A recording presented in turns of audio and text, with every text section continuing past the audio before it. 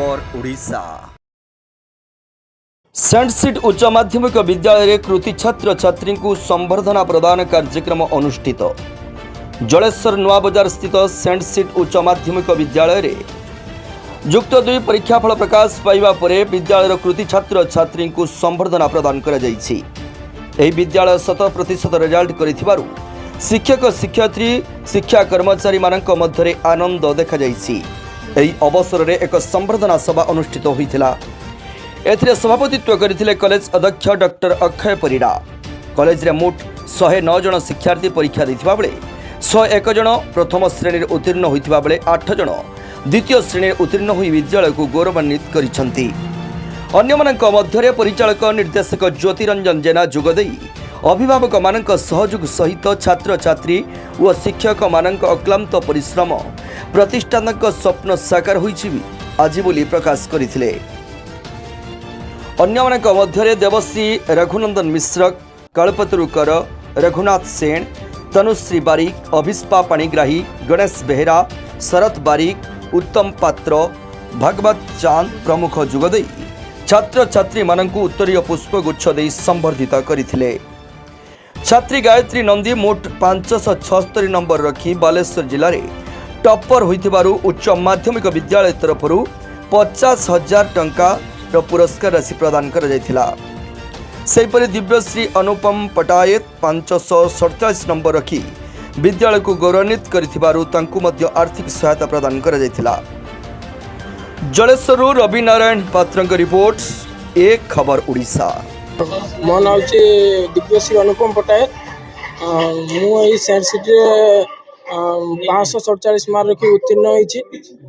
एठिकार जो आम सार आ गार्डियन माने सपोर्ट जो यही मार्क टी सफलता पाई। भविष्य में कौन लक्ष्य रखी? भविष्य में मुझे जन प्रोफेसर होगापी लक्ष्य रखी। कॉलेज पाठ पढ़ुवा एठिकार परिवेश बहुत भल कारण आम जो सार माने अछंती आपण माने छुआ मान पछरे सब लगी रही था कारण पिला मानकर जो भविष्य पाई सान बहुत माने चेष्टा करती। केते घंटा परिश्रम कर 9 ରୁ 10 घंटा परिश्रम कर। मो ना गायत्री नंदी, बापा को ना हरिनारायण नंदी, माँ को ना काजल बाला नंदी, घर समतिया जलेश्वर ब्लॉक रे पंचायत भी समतिया। बाकी सेंट सिटी उच्च माध्यमिक विद्यालय जलेश्वर रे पाठ पढ़ुली।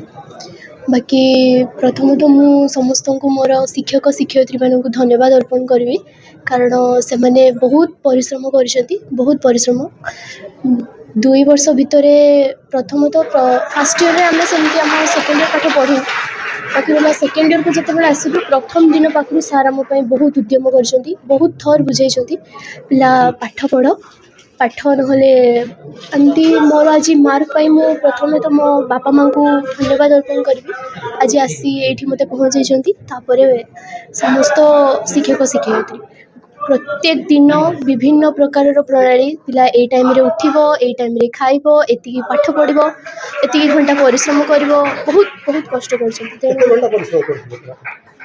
दिन में प्राय 18 एमती पाठ पढ़ु थाए।